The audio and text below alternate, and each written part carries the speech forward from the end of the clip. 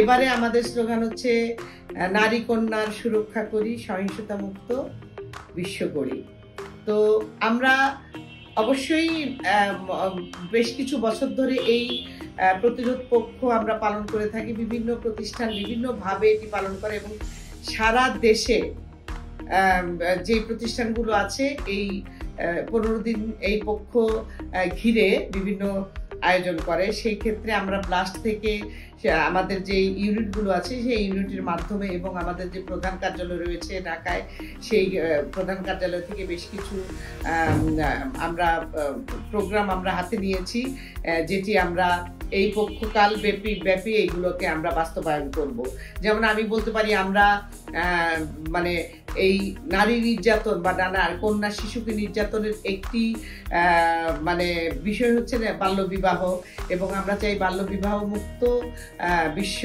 সেই হিসেবে আমরা আমাদের প্রতিষ্ঠান থেকে আমরা একটা সিগনেচার ক্যাম্পেইন করব যে বাল্যবিবাহ মুক্ত করতে যেন আমরা যার যার জায়গা থেকে আমরা যেন ভূমিকা রাখতে পারি, সেই জন্য মানুষকে আমন্ত্রণ জানাবো সেই সিগনেচার ক্যাম্পেইনে। এবং আমরা একটি হিউম্যান চেইন অর্থাৎ মানববন্ধন করব কোর্ট চত্বরে এই দিবসটিকে ঘিরে। আমরা 10 ডিসেম্বরে এই মানে আয়োজনগুলো করতে যাচ্ছি। পাশাপাশি আমাদের এখানে নারীদেরকে নিয়ে কাজ করে এবং মানবাধিকার নিয়ে কাজ করে যে সমস্ত প্রতিষ্ঠান রয়েছে, এবং জাতীয়ভাবে একটি মোর্চা রয়েছে যেখানে সামাজিক প্রতিরোধ কমিটি তারাও বেশ কিছু মানে প্রোগ্রাম হাতে নেবে। প্রত্যেকটার সঙ্গে Bangladesh legal aid and services trust অবশ্যই সংহতি মানে প্রকাশ করে তাদের সঙ্গে অংশগ্রহণ করবে।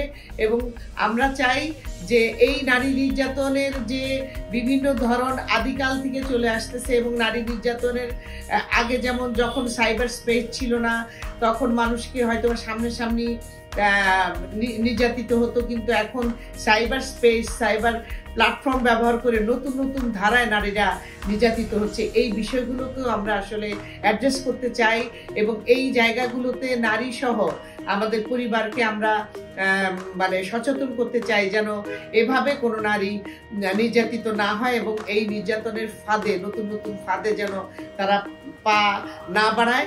এবং এই নারী নির্যাতন বন্ধ করতে হলে শুধুমাত্র যে নারীরা সচেতন হবে তা নয়, আমি মনে করি যে পুরুষ শিশুদেরকে যদি আমরা একদম মানে পারিবারিক শিক্ষা দিতে পারি, পরিবার থেকে যদি নারীদেরকে সম্মান করা শেখাতে পারি, তাহলেই কিন্তু, কারণ যারা নির্যাতন করে, নির্যাতনকারী যে যারা আছে তারা কিন্তু আমাদের পরিবারেরই সন্তান, আমাদেরই কারো না কারো সন্তান। সুতরাং আমরা যদি পারিবারিক শিক্ষাটাকে দিতে, নৈতিক শিক্ষা দিকে আমরা বেশি জোর দিতে পারি, তাহলে কিন্তু আমরা অনেকাংশে নারী নির্যাতন বন্ধ করতে পারবো, মানে কমিয়ে আনতে পারবো অ্যাটলিস্ট।